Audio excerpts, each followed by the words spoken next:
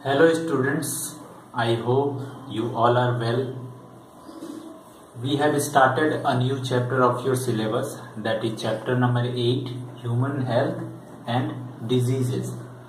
And in this chapter we will discuss various types of disease, their causative agents and their symptoms. Okay.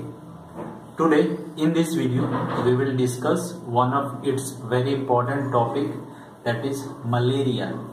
और इस video में हम लोग जानेंगे कि मलेरिया डिजीज क्या है, कैसे होता है, इसके कॉजेटिव एजेंट्स क्या हैं और उसके लाइफ साइकिल के बारे में। ठीक है, तो चलिए स्टार्ट करते हैं। तो अगर मलेरिया डिजीज की बात करें तो मलेरिया एक प्रोटोजोअन डिजीज है जो एक प्रोटोजोआ से फैलता है। ठीक है, और इसके कॉजेटिव एजेंट्स को अगर देखें तो ये होता है कॉज्ड बाय अ प्रोटोजोआ, और उस प्रोटोजोआ को बोला जाता है प्लाज्मोडियम।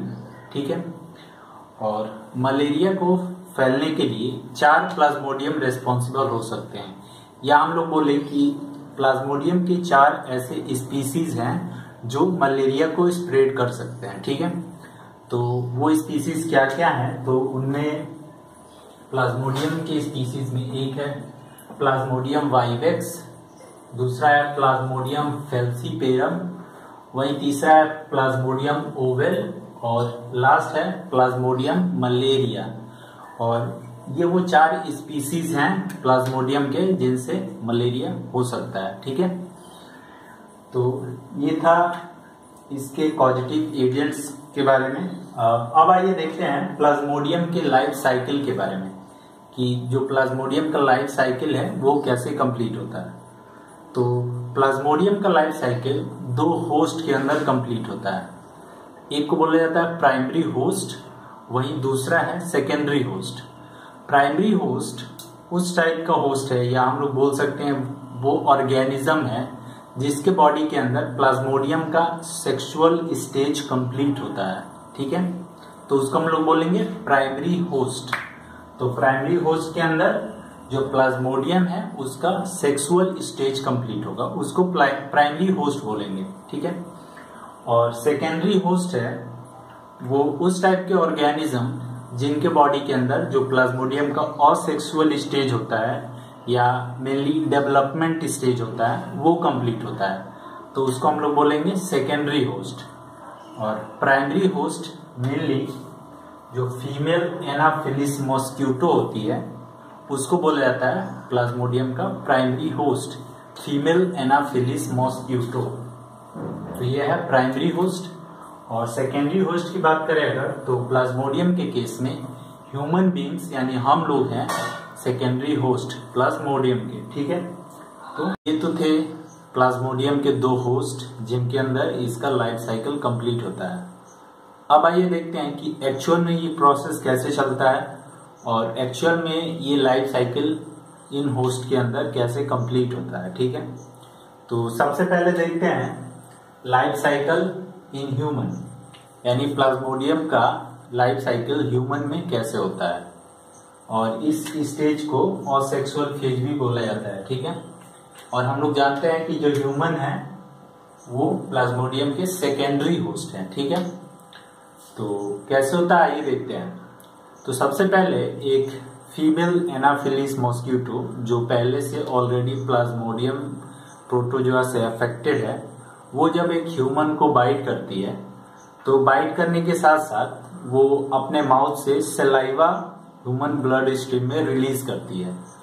सलाइवा का काम क्या होता है कि वो ब्लड को क्लॉट नहीं होने देता है, जिसके वजह से वो इजीली ब्लड को सक कर सकते हैं। ठीक है, तो जब सलाइवा रिलीज होता है तो सलाइवा के साथ साथ मस्क्यूटो कुछ प्लाज्मोडियम के इन्फेक्टिव स्टेज जो होते हैं वो भी ब्लड में ट्रांसफर कर देती है, और उस स्टेज को बोला जाता है स्पोरोजॉइड।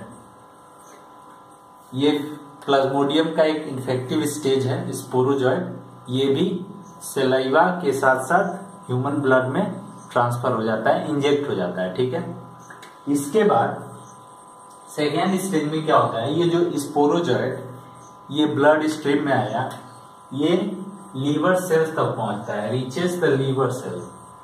ये लीवर में पहुंचता है और वहां पे सेल्स में जाकर ये खुद को मल्टीप्लाई करने लगता है।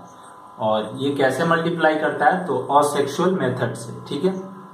तो ये था सेकेंड पॉइंट। इसके बाद क्या होता है, लीवर सेल जहाँ पे ये खुद का मल्टीप्लाई किए थे स्पोरोजोइट्स, ये यहाँ पे लीवर सेल ब्रस्ट हो जाते हैं और ब्रस्ट होने के बाद ये liver cell burst releasing the parasites into blood, और वापस से ये पैरासाइट्स जो लीवर सेल में थे वो खुद का नंबर बढ़ा के वापस ब्लड स्ट्रीम में आ जाते हैं, ठीक है। तो ये था नेक्स्ट पॉइंट। इसके बाद पैरासाइट्स जितने भी अब नए नंबर्स जो बने पैरासाइट्स के या स्पोरोजोइट्स के, ये इसके बाद क्या करते हैं, ये आरबीसी पे अटैक करते हैं, आरबीसी। और आरबीसी पे अटैक करने के बाद वहां पे फिर अपना नंबर बढ़ाने लगते हैं, खुद को मल्टीप्लाई करने लगते हैं, वैसे ही प्रोसेस से बाय असेक्सुअल मेथड से, ठीक है। तो ये था नेक्स्ट पॉइंट। इसके बाद क्या होता है, जब आरबीसी रप्चर होता है तो यहां से जो स्पोरोजोइट्स इंटर किए थे ह्यूमन बॉडी में, वो एक नए स्टेज के साथ आरबीसी से बाहर निकलते हैं और इस स्टेज को बोला जाता है मेरोजॉइड स्टेज, ठीक है। तो यहां से आरबीसी बाहर निकलते हैं आरबीसी से, ये merozoites and are released in blood. तो क्या हुआ कि आरबीसी में इंटर किए, आरबीसी में फिर अपना मल्टीप्लाई किए खुद को, और उसके बाद ये मेरोजॉइड फॉर्म में बाहर निकले आरबीसी को ब्रस्ट करके। और जैसे ये ब्लड स्ट्रीम में निकलते हैं, आरबीसी जैसे ही ब्रस्ट होता है उसके बाद ठीक उसी टाइम जिस ह्यूमन को ये फीमेल एनाफिलिस बाइट किया था उसको अब मलेरिया के सिम्टम्स आने शुरू हो जाते हैं, यानी फीवर और इसके साथ ही हेडेक और जो भी सिम्टम्स हैं वो धीरे धीरे मलेरिया के सिम्टम्स अब दिखाई देने लगते हैं। कब? जब ये आरबीसी ब्रस्ट होता है, ठीक है। यहाँ पे एक चीज और होता है कि ये आरबीसी में जब इनका नंबर बढ़ता है तो सभी स्पोरोजोइट्स ब्रस्ट नहीं होते हैं, कुछ स्पोरोजोइट्स आरबीसी के अंदर ही रहते हैं और कुछ ब्रस्ट होके मेरोजोइट्स के फॉर्म में बाहर निकलते हैं। तो जो आरबीसी के अंदर ही रहते हैं वो एक दूसरा प्रोसेस करते हैं उस टाइम।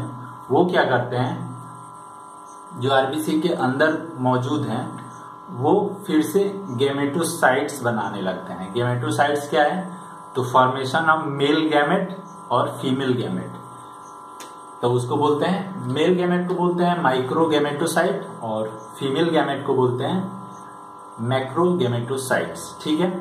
तो ये जो स्पोरोजोइट्स आरबीसी के अंदर हैं वो ये प्रोसेस करते हैं, ठीक है। और जो पैरासाइट्स आरबीसी के ब्रस्ट होने के बाद बाहर निकले थे वो क्या करते हैं, वो अब नए आरबीसी सेल्स को अटैक करके उनको इन्फेक्ट करने लगते हैं, ठीक है। इसके बाद क्या होता है कि आरबीसी जो गैमेटोसाइट्स का फॉर्मेशन किए थे, यानी आरबीसी के अंदर जब गैमेटोसाइट्स का फॉर्मेशन हुआ था तो वो गैमेटोसाइट्स अब ब्लड वेसल्स के थ्रू ये माइग्रेट होके स्किन पे पहुंचता है, ह्यूमन के स्किन पे, ठीक है। और जब ये स्किन पे पहुंचता है तो इसके बाद अब इसका जो नेक्स्ट होस्ट है यानी फीमेल एनाफिलिस, उसका साइकिल स्टार्ट होता है। जब ये गैमेटोसाइट्स ह्यूमन के स्किन के पास आते हैं ब्लड वेसल्स के थ्रू, तो अब यहाँ से जो प्लाज्मोडियम का लाइफ साइकिल है मॉस्क्यूटो के अंदर वो स्टार्ट होता है, ठीक है। तो मॉस्क्यूटो के अंदर कैसे लाइफ साइकिल चलता है आइए देखते हैं। तो सबसे पहले जो फीमेल एनाफिलिस वो दोबारा जब एक इन्फेक्टेड ह्यूमन को बाइट करती है तो वो इन गैमेटोसाइट्स को अपने साथ फिर कैरी करके ले जाती है, ठीक है। और ये गैमेटोसाइट्स जब उसके मील के साथ उसके बॉडी में जाते हैं, इसके बाद हम लोग जानते हैं कि गैमेटोसाइट्स में मेल गैमेट और फीमेल गैमेट दोनों थे, ठीक है। इसके बाद मॉस्क्यूटो के अंदर ही फर्टिलाइजेशन और उसका डेवलपमेंट ये प्रोसेस चालू हो जाता है, ठीक है। और ये कहाँ होता है? स्टमक वॉल में, जो मॉस्क्यूटो का स्टमक है उसके अंदर होता है, ठीक है। Fertilization and development male gamete और फीमेल गैमेट का, ठीक है। तो क्या देखे हम लोग कि जब ये ब्लड मिल्क कैरी करके ले गई मॉस्किटो, तो जो गैमेटोसाइट्स थे, मेल गैमेट और फीमेल गैमेट, उनका फर्टिलाइजेशन हुआ और डेवलपमेंट हुआ मॉस्किटो के स्टमक में। ठीक है, इसके बाद क्या होता है कि जब डेवलपमेंट होता है उसके बाद फिर से मॉस्किटो के अंदर स्पोरोजॉइट्स का फॉर्मेशन होता है और ये स्पोरोजॉइट फिर स्टमक से रिलीज होते हैं। ठीक है, तो मैच्योर इन्फेक्टिव स्टेज यानी स्पोरोजॉइट, इसका फॉर्मेशन हुआ and they release from stomach wall. और लास्ट स्टेज में क्या होता है कि ये जो स्पोरोजॉइट्स फॉर्म्ड हुए, नए स्पोरोजॉइट्स का फॉर्मेशन हुआ मॉस्किटो के अंदर, ये अब क्या करते हैं, ये अब उसके बॉडी में माइग्रेट होकर ये जाते हैं फिर से मॉस्किटो के सेलेवरी ग्लैंड में। ठीक है, तो ये स्पोरोजॉइट्स माइग्रेट होके मॉस्किटो के सेलेवरी ग्लैंड में पहुंच गए।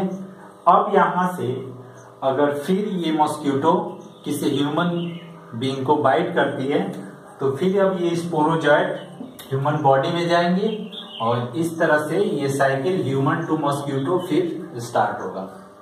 ठीक है, और इसको हम लोग इजीली समझ सकते हैं कि प्लाज्मोडियम का लाइफ साइकिल 2 होस्ट के अंदर कैसे कंप्लीट हुआ।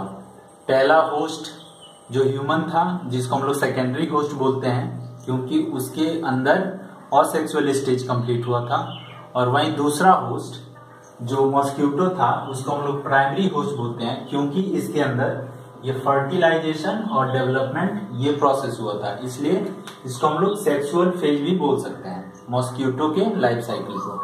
ठीक है, तो thanks for watching this video.